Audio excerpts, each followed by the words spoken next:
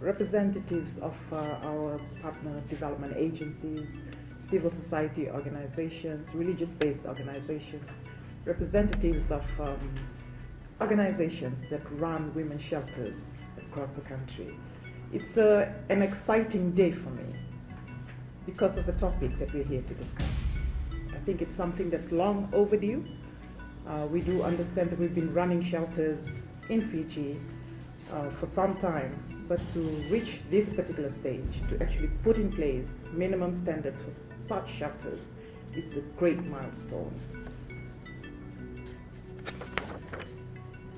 I wish to start by thanking all of you for the great work that you do each day in the course of your duties within the organizations that you represent here, especially in dealing with matters relating to gender-based violence. I wish to thank UN Women, the FED, Rochelle, it's good to have you back in Fiji, and the EVO Task Force for prioritizing this very crucial part of our fight to eliminate violence against women and girls in our country. COVID-19 is a pandemic that only touched us in 2019-2020. But for centuries, another pandemic has been consuming our society. Gender-based violence or violence against women and girls is that global pandemic, affecting 1 in 3 women universally. In Fiji, this rate stands true, up to 2 to 3 women for our country. Equates to 72% of Fijian women being affected by some form of violence in their lifetime, and 64% of women subjected to this violence by their intimate partners. Statistics make Fiji rank amongst the highest in terms of violence against women and girls. Last year, 10 women were killed at the hands of their partners. So far in 2020, the Fiji police force has recorded 1,545 cases of assault-related offenses against women, which includes murder, attempted murder, manslaughter, infanticide, serious assault, and act with intent to cause grievous bodily harm, assault causing actual bodily harm, common assault, and 99 cases of sexual offenses. In total, 573 cases of crimes against children, 1,644 cases of crimes against women have been recorded by the police. These alarming statistics are a bitter reminder that our women and children are not living a life free from violence as they would in an ideal world. As agencies that work with survivors of gender-based violence, we are aware that this issue is not only devastating for survivors of violence and their families, but also entails significant social and economic costs. We also know that failure to address the issue of gender-based violence also entails a significant cost for our future. Numerous studies have shown that children growing up with violence are more likely to become survivors themselves or perpetrators of violence. Also, we are aware that one characteristic of gender-based violence is that it knows no social or economic boundaries and affects women and girls of all socio-economic backgrounds. As the task force responsible for leading the fight to combat violence against women and girls in Fiji, we can applaud ourselves of some of the milestones achieved in this area of concern. The Elimination of Violence Against Women Task Force, or EVO Task Force, has led the development of the Gender-Based Violence Service Delivery Protocol, which aims to develop a shared understanding of GBV in Fiji, and effective implementation of relevant laws and policies relating to gender-based violence, and most importantly, a coordinated interagency approach to ensure the effectiveness and quality of response to individuals and families affected by gender-based violence. The Service Delivery Protocol also represents a crucial first step towards the closing of existing gaps between service providers and survivors of violence against women. Back in December 2016, 13 organizations gathered for the development of minimum safety and ethical shelter standards. The meeting was convened by Fiji Women's Crisis Center, Ministry for Women, Children, and Poverty Alleviation, and UN Women, who also facilitated the meeting. 9 shelters were represented at the meeting, and all shelters provided, in part or exclusively, services to women and girl survivors of violence. That was the start of what we are gathered to continue work on today and tomorrow. Empirical evidence highlights that most survivors turn to shelter programs only as a last resort. Women survivors can stay with friends or relatives, secure their own homes, so that they feel safe living there temporarily or permanently.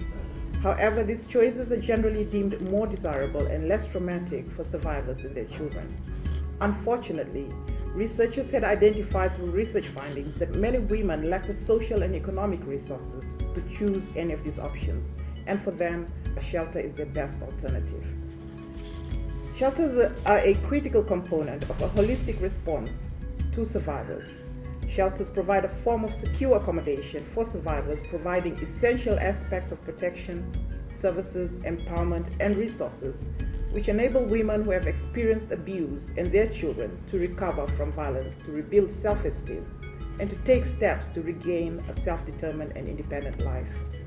The 1995 Beijing Declaration and Platform for Action called on states to provide well-funded shelters and relief support for girls and women subjected to violence, as well as medical, psychological, and other counseling services, and free or low-cost legal aid where it is needed, as well as appropriate assistance to enable them to find a means of subsistence.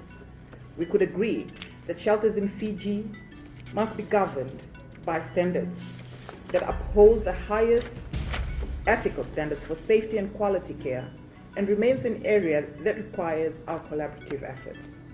The development of national standards for women's shelters in Fiji will help ensure that GBV services that are available are of quality, are properly resourced, and are appropriately aligned with core guidelines. The purpose of this meeting is to bring you together, key stakeholders, to discuss current practices and key recommendations for moving forward with the development of our national standards. It is also anticipated that this meet will guide the development of effective partnerships between shelters and other service providers, and document shelter practices to create evidence and demonstrate shelter's contributions to women and girls' lives. I've said it before, I cannot emphasize this enough. Gender-based violence as a national social issue cannot be addressed in a silo. It cannot be addressed by government alone. We can sing praises about the legal platform that we have as a country, about the national programs, about the budgets allocated to this, but that will be meaningless if we don't work together, key stakeholders, the shelters that are in this room. You all have key strengths in the organizations that you lead, that you are a part of.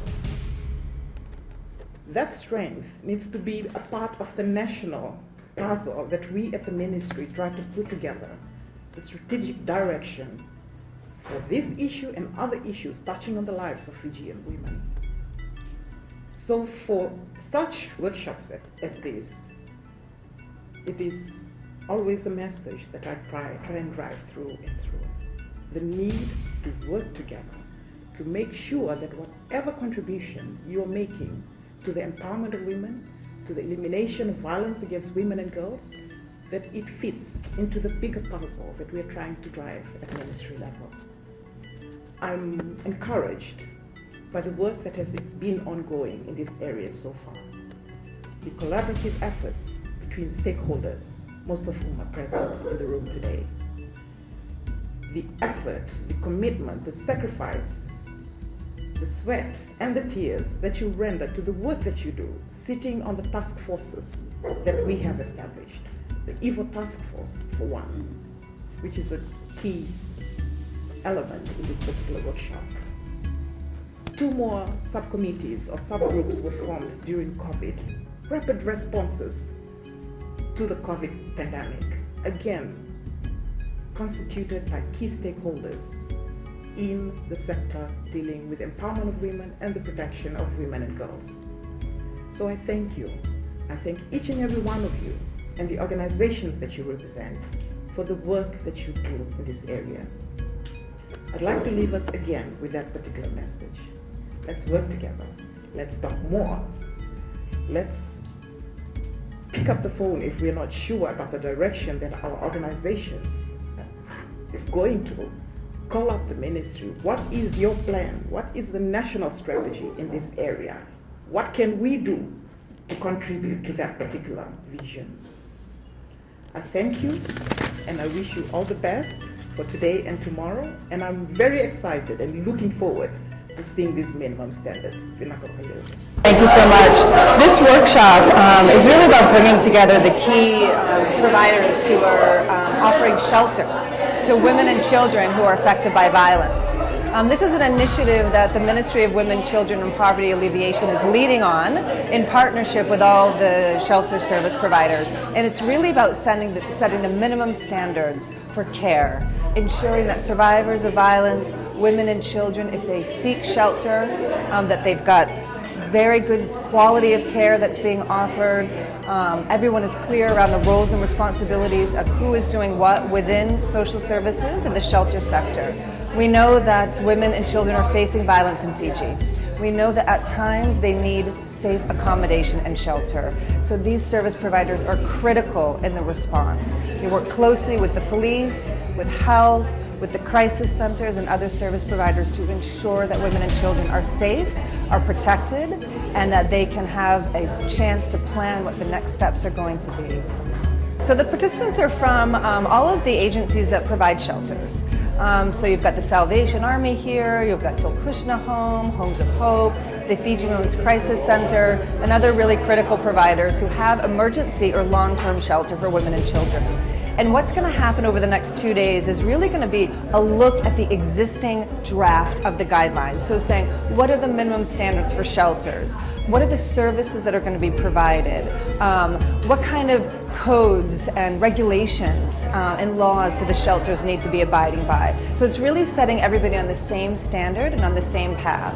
And this is important because we need to have the same kind of care and treatment. And we need to ensure different providers are holding back to the same standard that exists. And I think that that's one of the wonderful things about the EVA task force through the Ministry of Women, Children and Poverty Alleviation is that government task force is really about setting those policies and standards. And then you've got the actual providers to come in and say, yes, this makes sense, or no, you didn't think about this, because they're doing the work every day. Yes, I mean, shelter services are a critical part of the National Service Delivery Protocol. So it's one component of care. You've got health care, you've got legal justice, you've got counseling, and then you've got shelters. And so we would see the national Fiji guidelines on gender-based violence shelters to be a sister document to the service delivery protocol. So we'll have more detail about shelters. It will still sit right next to the service delivery protocol and really be a whole system of care and standards that are there for survivors. Yeah, so it's much more in-depth about very detailed guidance for shelters specifically, but it links back to the standards that are in the National Service Delivery Protocol, which is really around wraparound and holistic care, compassionate care, safety and protection as a priority for women and children who are seeking safe shelter. Well, I think for myself, I was part of the 2016 meeting that the Fiji Women's Crisis Center and UN Women in the Ministry of Women, Children and Poverty Alleviation organized, where we looked at standards. And we've come quite a long way since that time because more shelters have been developed. And we have a much more comprehensive document outlining the guidelines and the standards. My hope is that we come out of these 2 days with an agreement, with the feedback from the service providers, and with some agreement around the content of these guidelines so it actually can progress now to cabinet approval and then into kind of formalized, into a formalized state where we can now use them for shelters that are existing and new shelters that will come on board. So that's my hope. So the Salvation Army has a long history of working towards the empowerment of women, and here in Fiji there are multiple programs happening, but we have 3 family care centres that are specifically aimed at providing safe accommodation for the survivors of domestic violence and their families. So for us to be involved in something like this it's a real privilege. We're really excited about the idea of bringing together multiple agencies and NGOs to kind of combine forces. It's a big challenge, this whole subject matter, and I think the best way to tackle it, of course, is to it's to bring our united skills together, yeah. And so for us as Salvation Army, we're really passionate about this and passionate about networking and ensuring that we are providing the best service we can. Okay. So I guess from an academic level, it's going to be great to have a standardised document that we can use as a point of reference right across all our services. So that, of course, is a key component. I think also it's really good to network, and so to meet with each other. Already I've met multiple people that are new to me and services that are new, to share and to network, and I think that will help to build a better service provision when we know what else is available. Absolutely. We all bring different skill bases and different experiences and different backgrounds to the table, and so and there's value in that, and there's strength in that as we combine our experiences together. Absolutely. It's a cliche, yeah, but we are stronger together. It's true, and so and I already love the idea that there's a celebration of difference here in this space, and so I'm really looking forward to what that will look like as it kind of pans out in the practical sense in the services we provide. Treasure House Christian Children's Home, we look after and we care for children from newborn right up to the age of 17, and we provide care and protection for these children. To be honest, at first when I saw this, I was trying to understand what was our relationship between the children and the gender-based violence. And I got to really understand that it is just as important for our input, because we do come across cases as such. And the fact that they would need to come up with a minimum standard for shelter is vitally important, because at least there is a guideline to ensure that they're safe. There's a safe space for these people that would need it. These 2 days has given us, as of today, a network. We get to hear of some organizations that we've never heard of as well, and we get to meet the people that are actually running it as well. So it's building us a really good platform of network for people to get to know what services is out there, and we're also coming up with opportunities of what is it that we can do after the 2 days. So it's really a wonderful time, and we're really excited about sharing ideas and what is it that we can do to make this better. Grace, you just meet new people from the same work. Now at the end of the second day, what are you hoping to achieve and take that with you? Well, for me personally, the thing is I am also a counselor, and being in this gives me a wonderful opportunity to really know that there are safe homes that is also around us, especially down the west. We have a better understanding of where to refer cases to when we do receive it. I'm just thankful that I got an invitation to join in this workshop, and I'm really excited about